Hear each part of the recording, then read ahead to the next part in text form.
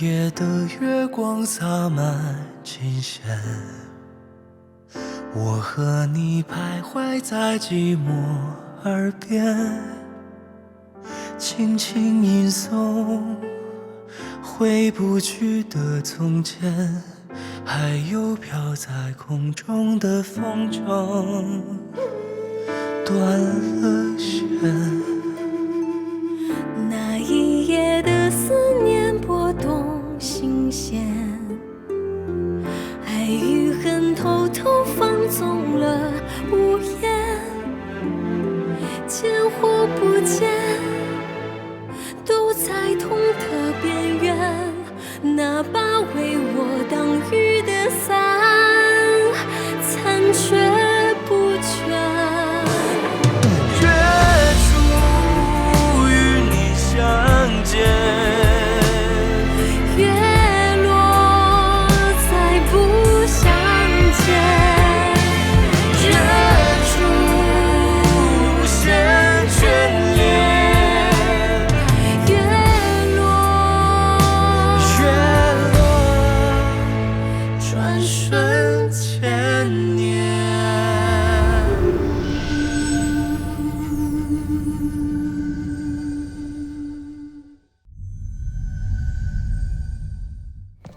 这是王孙赠予我的礼物，你怎么可以转送给别人？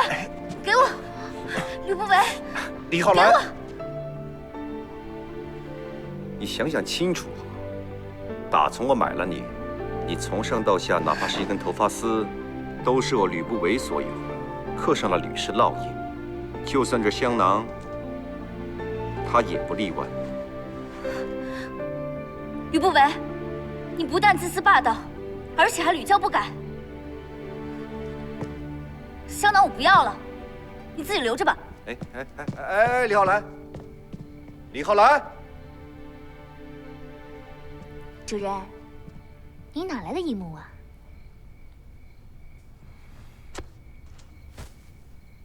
归你了。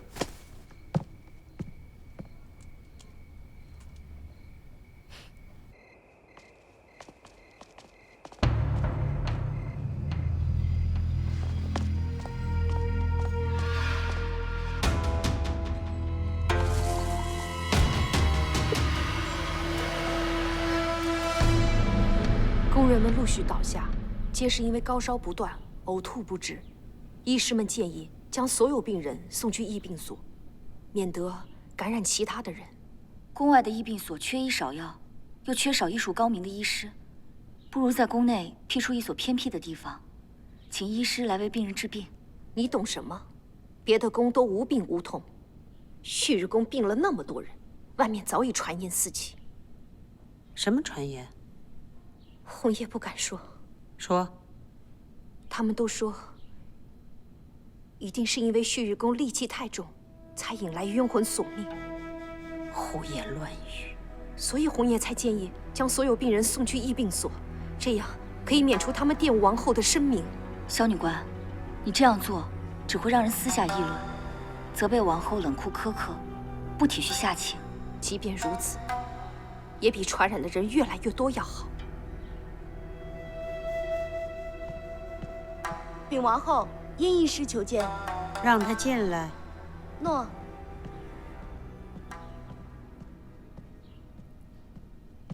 参见王后。殷小春斗胆，请王后开恩，将宫人们留在宫中养病。殷医师仁心仁术，红叶感佩。不过疫病可不是闹着玩的，你这是拿着旭日宫全体的性命开玩笑呢。他们上吐下泻，头痛发晕，彼此却无传染征兆。如果是疫病，早就在宫中扩散开来，怎么能只有20-30人患病？医师们诊断，都怀疑是疫病。殷医师开口就来，万一你要是诊错了呢？我愿负全部责任。王后，殷医师医术高明，言之有据。若此时兴师动众转移病人，容易让人误会王后的好意。不如就在宫内辟出养病的地方，请殷医师来为病人诊治。浩然相信，宫里的上上下下都会感念王后的仁慈之心。王后若不放心，殷小春可以立下军令状。你们两个真是无畏啊！万一闹出个什么事来，你们吃罪得起吗？好了好了，既然你言之凿凿，那就全都交给你处置。不过，要是有一人传染，你人头落地。诺。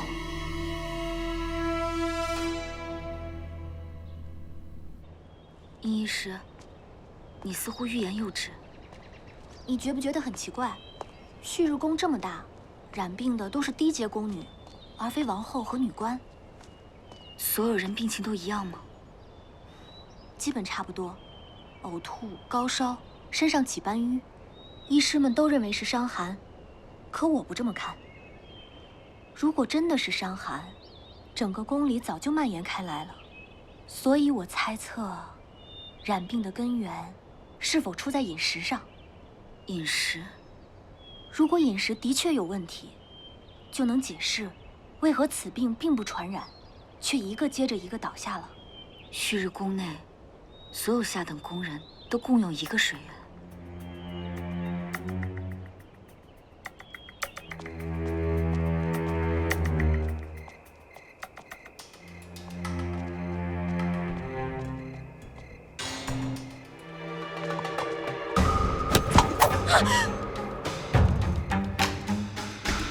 走，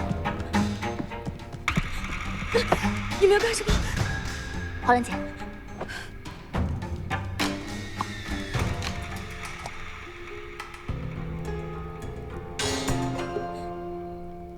走，随我去见王后。不要！民女官，如果我去见了王后，就只有死路一条了呀！旭日宫病倒20人，死去4人。百合，你的良心真的过意得去吗？我现在不问，刑狱的人也自会问出你的话。带走，走！不，是萧女官吩咐奴婢做事的。萧红叶，对，就是萧女官，她要奴婢在西边的水井下手，那里居住的都是下等宫人。后来又说，连东边的水井也不要放过，奴婢很怕，奴婢真的很怕呀。他为何要这样做？为了陷害您。他说奴婢不按照他的吩咐来，就要了奴婢性命。他在旭日宫只手遮天，奴婢不敢反抗他呀。奴婢家中有老弱妇母，兄嫂伯妻，不管父母死活，全赖我的薪俸养活。若奴婢丢了性命，谁去赡养他们？浩兰姑娘，奴婢知道您的心肠好，放奴婢一条生路吧，奴婢给您磕头了。你自有父母赡养，可曾想过那些无辜死去的工人？他们也有父母亲人，更何况放你容易，罪魁祸首还是会继续杀人。奴婢愿意将功折罪。怎么个将功折罪法？奴婢能让林女官抓个人赃并获，奴婢只求保住性命啊！好，我愿意相信你一次。谢林女官，谢林女官。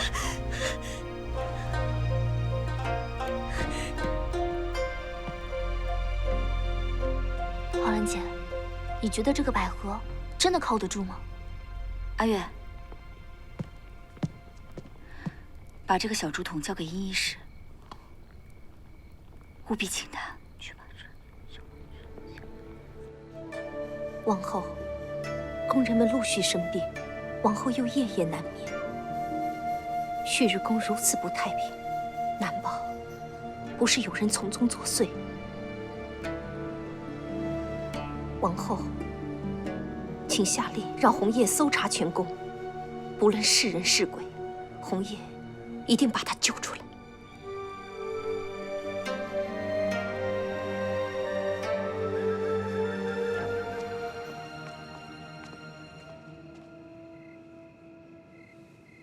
奴婢的药用尽了，萧女官吩咐奴婢3更时分在这里等着，她会带着新药过来。就是这儿。需要我们回避吗？我是说，若他远远的瞧见还有别人，可能就不会出现了。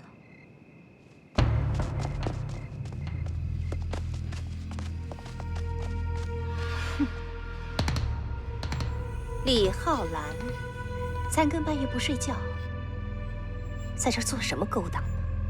三更半夜的，萧女官不也在这等着吗？呵呵，我是在这儿守株待兔了，也不枉费我白忙活一场，活出了这么一只大白兔啊！你这是何意？到了王后那儿，你自然就明白。全部给我带走！诺。王后红叶奉命四处巡查，发现李浩然带着2名宫女藏在东榆树下，不知道在秘密商量什么鬼魅之事。说吧，怎么回事？王后，一切都是李女官逼迫奴婢，奴婢万万不敢从命啊！王后，你胡说什么？谁逼迫你了？住口！王后在这，哪轮得到你说话？嘘，奴婢是偶然间撞见司徒月在水井下毒，才受到他们胁迫。奴婢不敢违抗李女官，只能假意屈从，配合他们行事。王后，浩然深受您的大恩，又怎会做出这样犯禁之事？望王后明察。奴婢怎敢诬陷女官？他们不过是拿宫女试毒，真正的目标分明是王后您啊！奴婢不敢从命。李浩然见我执意不肯，就以性命相威胁。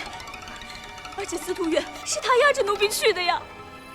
婢子经常看见司徒月在宫中转来转去，鬼鬼祟祟，一定是他动的手脚，宫中才这么多人生病。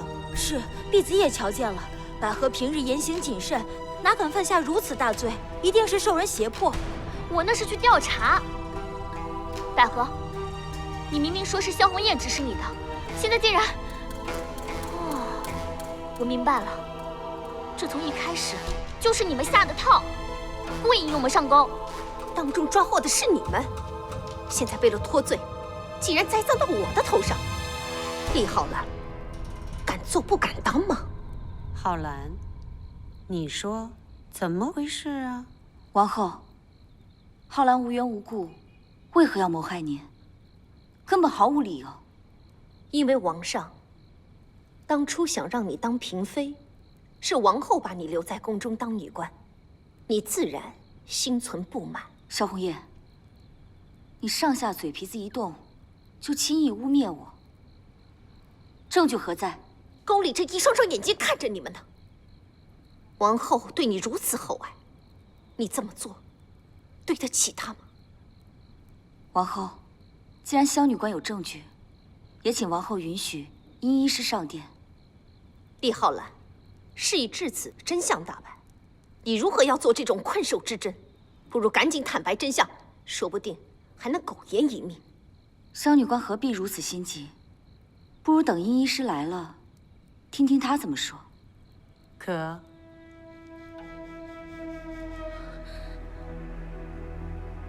殷医师到。参见王后。这个是从宫女百合身上搜查到的，经过查证，正是她使得众宫人相继病倒。怎么回事？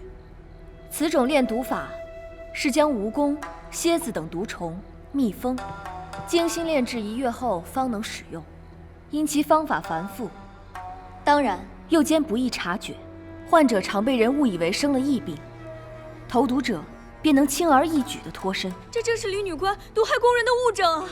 哦，这是我的罪证，你确定吗？自然，奴婢敢以性命担保，亲眼看到司徒月投毒。这种炼毒之法是从北狄开始，到楼烦发展到了高峰，在部落内部引起民乱，后来楼烦为赵国所灭，这种秘法逐渐消失，很少人得知。浩然从小是在邯郸长大，根本就不懂如何豢养毒虫。萧女官就不同了，若我未曾记错，萧女官的先祖就是楼烦贵族吧？王后，人证物证俱全，由不得李浩然栽赃。我入宫不久，毫无根基，用什么来威胁百合？她是受到你的指使，把脏水泼到了我的身上。李浩然，你放肆！甚以伤害同僚的性命，一次次挥霍王后的信任，把所有人都玩弄于股掌。放肆的人是你！王后，李浩然，你们各执一词，我如何裁断呢？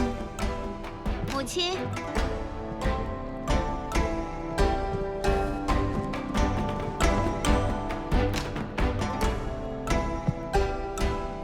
雅儿有办法判断他们究竟谁是谁非。雅儿有什么办法？雅儿斗胆问一句：如今的关键人物是否宫女百合？不错，那就简单了。不论百合是否撒谎诬陷，背后定是有人指使。想要知道真正的主使者是谁，办法只有一个。说说看。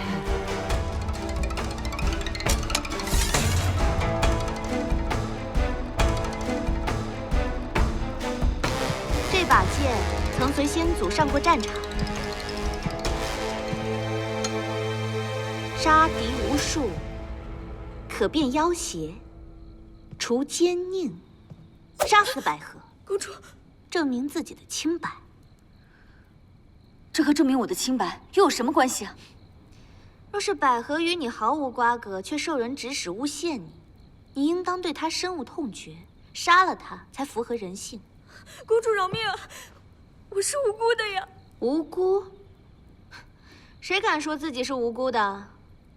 李浩然，如何证明自己的清白？不是由我，也不由母后，而是由你自己亲自决定的。我命令你杀了他，立刻。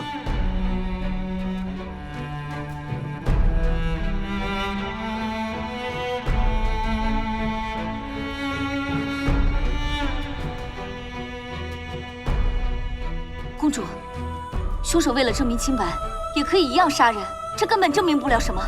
在这个宫里，只有主子的道理才是真理。我命令你杀了他。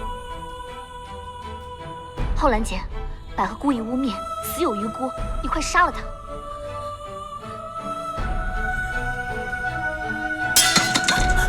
我不能。李浩然，公主的理由无法说服我。百合有罪，自有律法惩治。自证清白，绝非杀人的理由。我看你是被吓破了胆吧？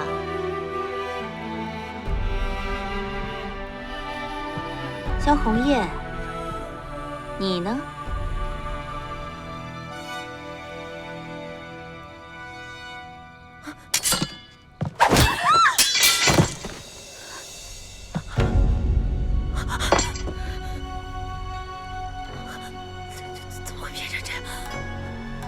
百合，事已至此，你还不说实话？是焦女官，都是焦女官指使，奴婢才嫁祸给了李女官。没想到她为了自保，要杀人灭口啊！皇后，我也是被冤枉的，求王后明察。公主她说，只要我杀死百合，就能证明我的清白。那是你自己蠢，杀人自证不了清白，恰恰证明了你的残忍和无知。能为了生存而杀人，自然能为了妒忌而陷害。王后，我也是冤枉的，请王后明察，我也是冤枉的。拖下去。王后，我也真的是冤枉的，皇后，杖毙！王后，我认知道错了，王后，饶命！王后。好了，今天的事就到此为止，都下去吧。谢王后。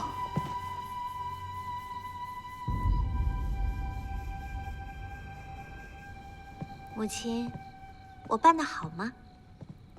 你是怎么知道我要除的是萧红叶？怎么斗都行，牵连到主子身上，这狗就太蠢了。母亲。我替你杀了萧红叶，你该谢我才是。啊，记你一功。浩然姐，喝姜。浩然姐，你怎么了？说到底，我和萧红叶结下仇怨，就是从那颗南珠开始。可是我就是想不明白，他到底是为了什么，值得他冒这么大的险去监守自盗？管他是送给情人还是卖了换钱呢，这都是他的错。浩然姐，事已至此，你就不要再想那么多了。反正横竖都跟你没关系。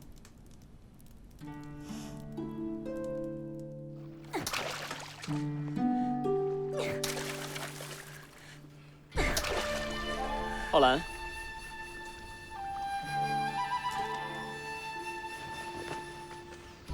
秦王孙怎么来了？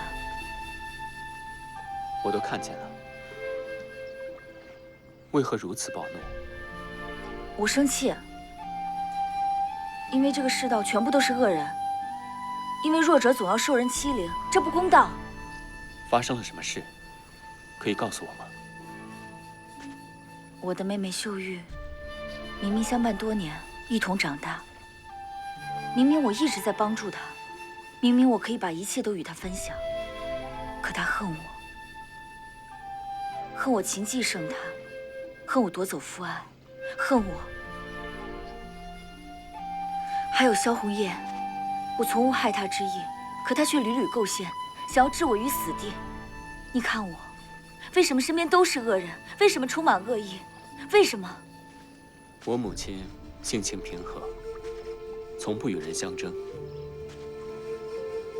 可她怀孕之后，有人在她经过的长廊涂抹桐油，在她居住的宫室外埋死婴之骨。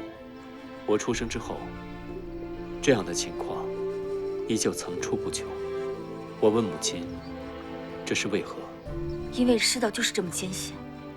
母亲说，从前她居住在韩，有一8岁孩童被杀，后来发现，凶手竟是邻家的老妪。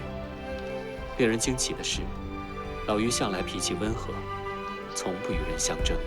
那他为何杀人？他有一个同龄的小孙儿，因意外断腿，每每看到他拖着一双残腿去追逐健康的小伙伴，他便感到锥心之痛。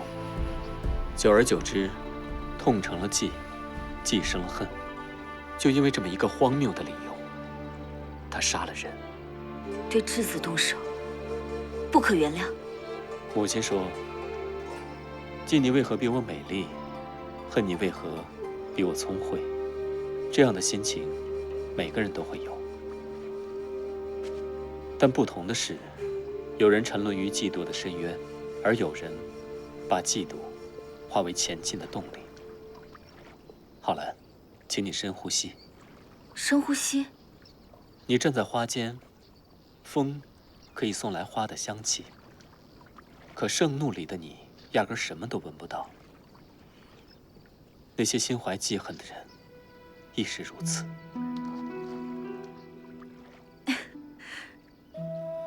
你是怕我沉沦仇恨，不可自拔？你问我，人心为何如此恶毒，世道为何如此艰险？我要告诉你，不是的。睁开眼睛，好好的看一看。拼命盯着脸上的一颗痣，它会大得像一块疤，最终压垮你的心。但你若忽略它，你就会发现自己有多美。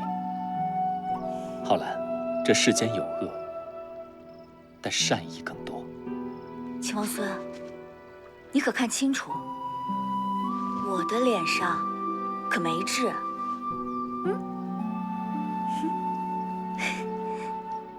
这只是一个比喻。你一直在前进，遇到拦路的石头被绊了一下，你会停下来咒骂这块石头呢，还是忽略它，继续前行呢？正因这个世道有善有恶，就更要铲除恶人，保护良善。至于拦路的石头，为了防止继续祸害他人，我一脚踢开就是了。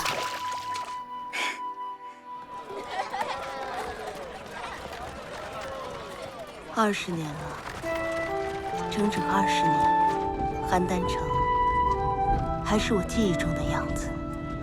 母亲，你也终于回来了。是啊，我终于回来了。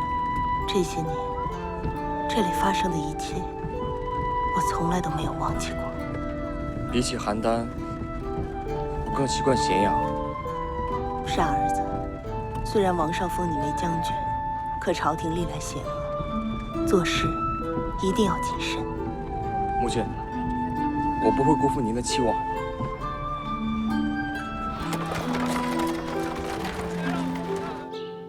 这是我亲手做的蜜饵，香糯可口。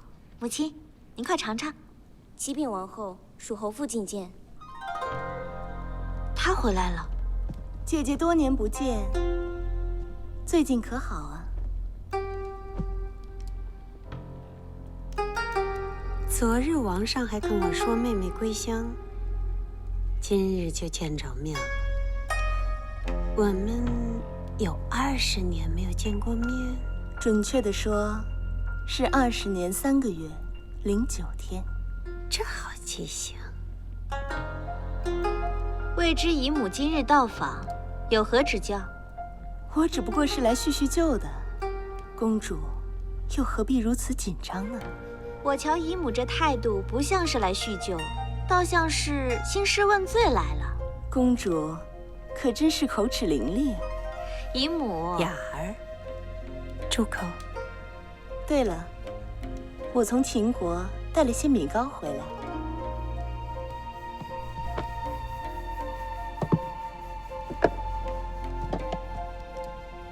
姐姐，请品鉴。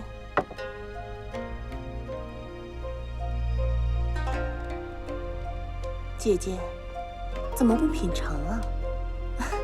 怕我下毒啊？姨母的美意，还是让我来尝吧。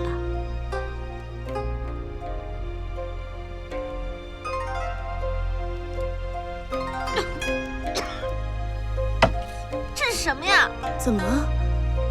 公主不喜欢米糕啊？这在我过的日子里，可是求之不得的食物呢。姐姐真的不想知道这些年我在什么样的地方生活吗？那是秦国的边陲，一个连燕雀都不愿意落地的荒芜之地。我是罪人之妻，在寒冷的冬天，我只配拥有一张草席。公主吃不下的米糕，是我求之不得的食物。就在姐姐成为王后，享受锦衣玉食的时候，我却骨瘦如柴，浑身长疮，几乎病死。我多次自杀，可就是没死成。是属侯犯了谋逆罪，才被秦国判处流放，与我母亲又有何干？如果不是姐姐夺走王上，我堂堂卿大夫之女，又怎会远嫁异乡，遭受挫折？那你想怎样？你猜猜。别太过分了，姐姐。你已经习惯发号施令了，从小就这样，你永远是正确的。你不喜欢的人，你就把他打入地狱。可惜，我现在从地狱回来，王上对我充满了怜爱、歉疚，所以我可以坐在这儿，和你面对面的说话。面对面坐着，就可以和我平起平坐了吗？风水轮流转嘛，谁也不知道你身下的位置，明天会不会是我的？雪黛，姐姐，我只是跟你开个玩笑的，你还当真了？就凭你，也别要挟我。配与不配，他日自见分晓。好了，姐姐，今天我就先走了，咱们的旧情，改日再续。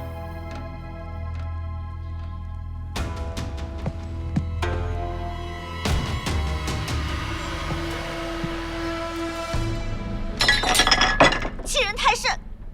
母亲，你早该杀了他。你父王念在他很小就远嫁异乡，又早年丧夫，所以才特地差人把他接回来。如果此时轻举妄动，恐怕是不会有什么好果子吃的。我是不行啊，不过有人可以。李女官，今日该轮到你为母亲分忧了吧？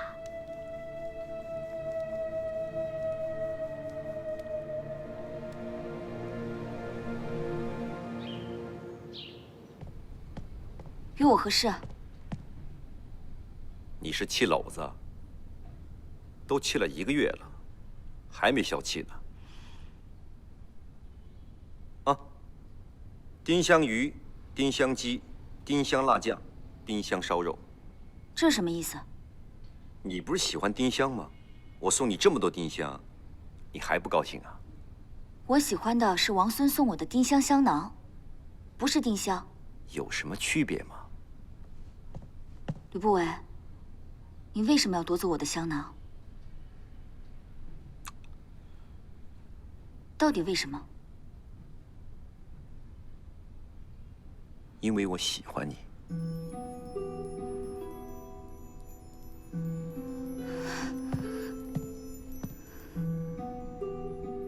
别开玩笑了。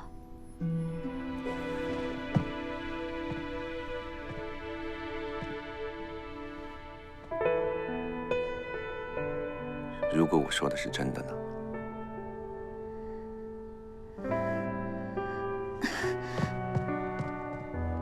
你可别忘了，我们就是合作伙伴，约好了共同谋取权势。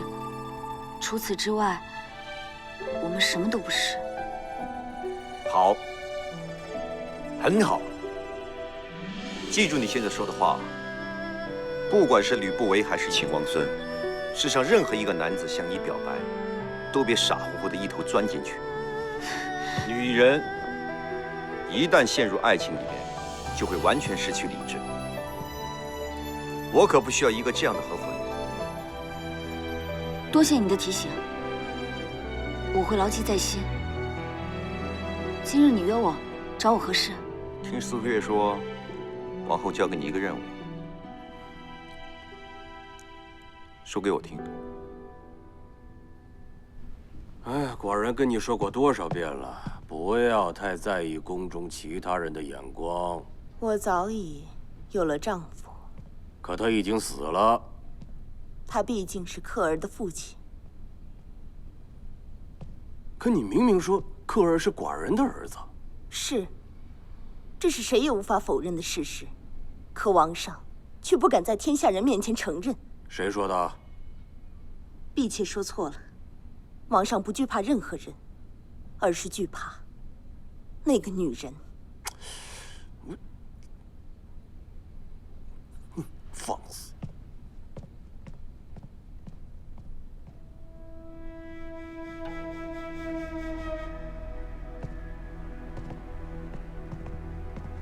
母亲，为何要去投奔赵国？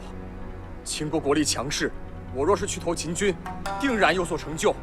再者，我身上流着秦国王室的血，怎能为赵国人效力？傻儿子，很快你就会明白的。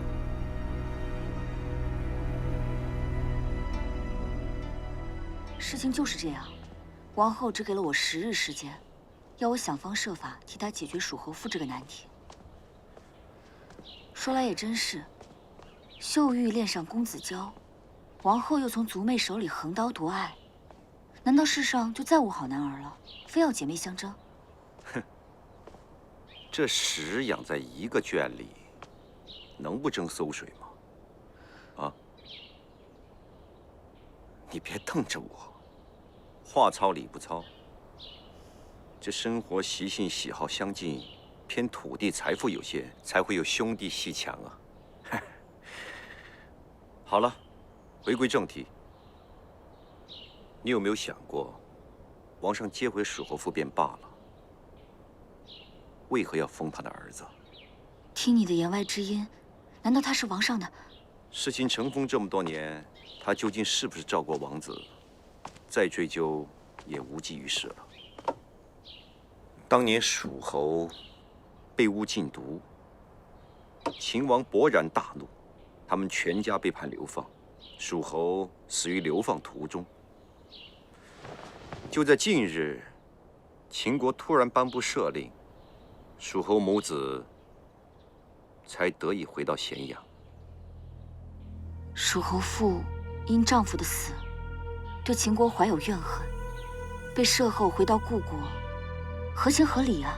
你不觉得时间太过巧合了吗？巧合？早不来晚不来，偏偏在秦赵交战之时，让人不得不怀疑他的动机。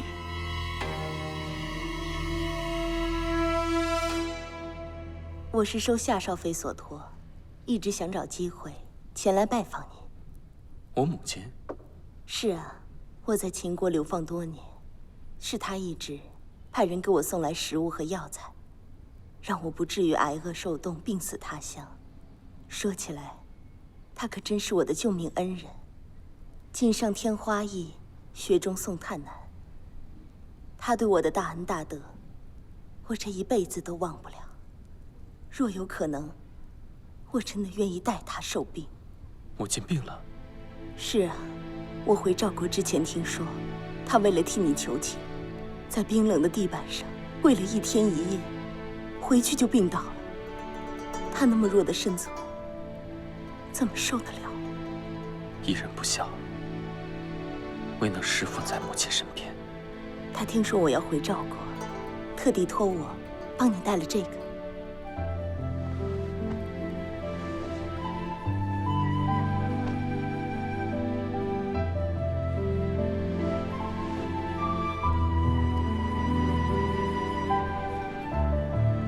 的确是母亲的针脚。朝朝暮暮，岁岁年年，你母亲一直盼着你能早日回归秦国。可现在，秦赵两国僵持，赵人是无论如何也不会放你回去的。我看不如这样，你写封信回去，以宽抚一下那颗慈母之心。你说呢？往来的信件都要接受盘查，为免引起不必要的误会，还是算了。母亲是个聪明人，她自会懂我的心。王孙多虑了，我自会想办法帮你送出去的。王孙，李女官遣婢子送新鲜瓜果来。稍后，我去便来。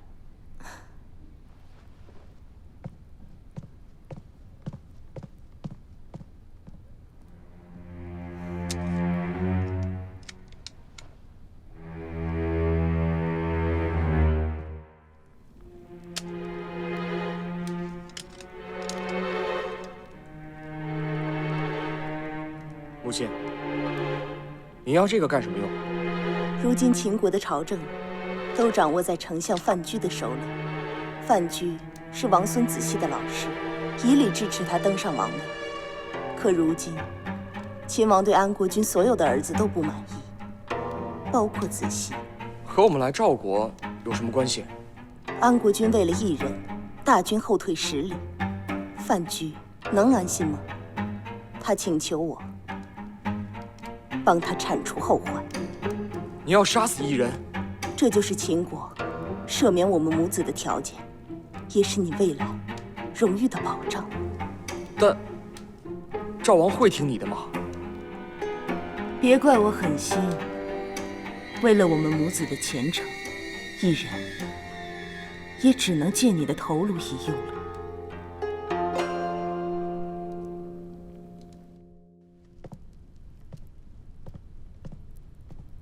公主，至邦必矣，既官曰8；至邦纠矣，行官曰7。王孙在默什么呢？如此奇怪。闲着无聊，用来打发时间。7曰官行，以纠邦制；8曰官纪，以弊邦制。我想起来了，是《周礼·大宰篇》。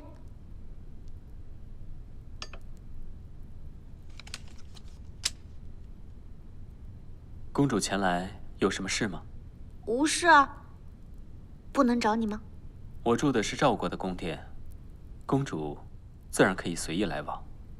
听说你亲自去找丁香。丁香本有芳香理气之象，可是今年到处都是陈丁香，香味早已淡了。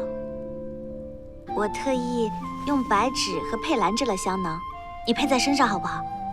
公主，我只是一时兴起，后来制成了，闻不惯那味道，我早就丢了。丢了？没关系。那你喜不喜欢藿香？可以提神醒脑。我不喜欢藿香。那肉桂和艾叶怎么样？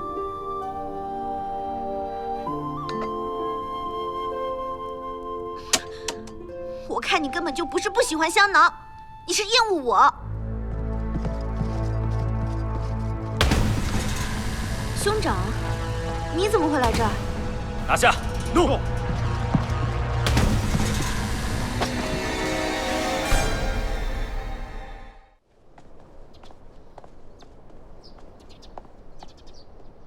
秦王孙因何事下狱？士兵在一名出城的工人身上搜到一封来自王孙亲笔手写的书信，请安国君尽快踏平邯郸，救他脱困。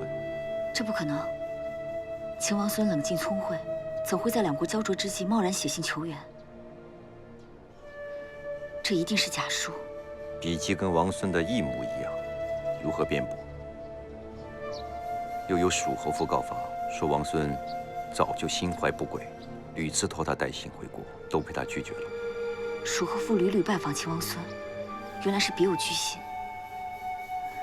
吕不韦，不论如何，咱们一定要救秦王孙。别忘了，王后就给了你10日之限，2件事情交织在一起，你的时间不多了。那就只有一个办法。什么办法？以彼之道，还施彼身。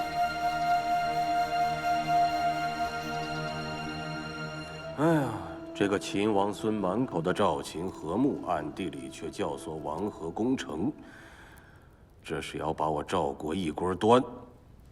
就这么一个人，你还来替他求情？父王，王孙品行高洁，绝不是2面3刀的小人。妹妹，你再多说也无用。秦王孙与你虚与委蛇，全无半点真心。你呀，就别再自作多情了。他若真的虚与委蛇，我早就是他的人了，哪用得着你来指教？父王，您也听见了，堂堂赵国公主，竟说出如此荒谬的话。荒谬！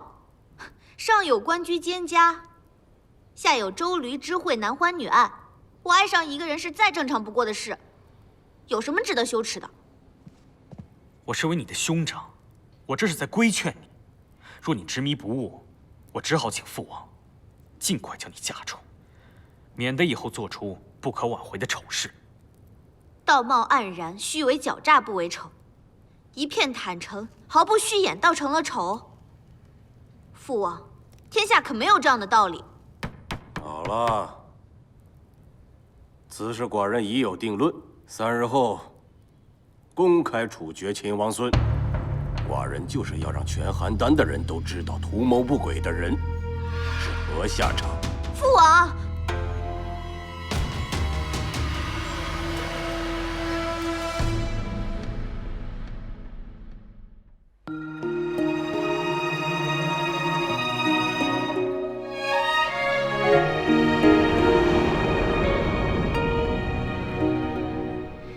云卷风起何去？千溪流离，陌上别离。此生为情寻觅，韶华荏苒难追忆。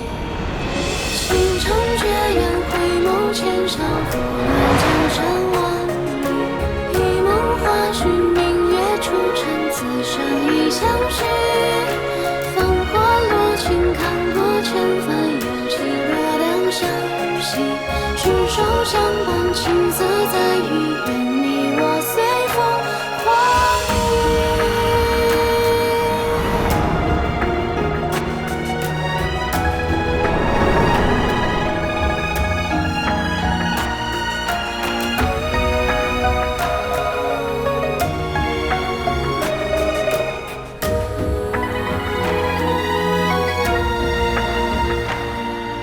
倾城绝艳，回眸千笑，拂乱江山万里。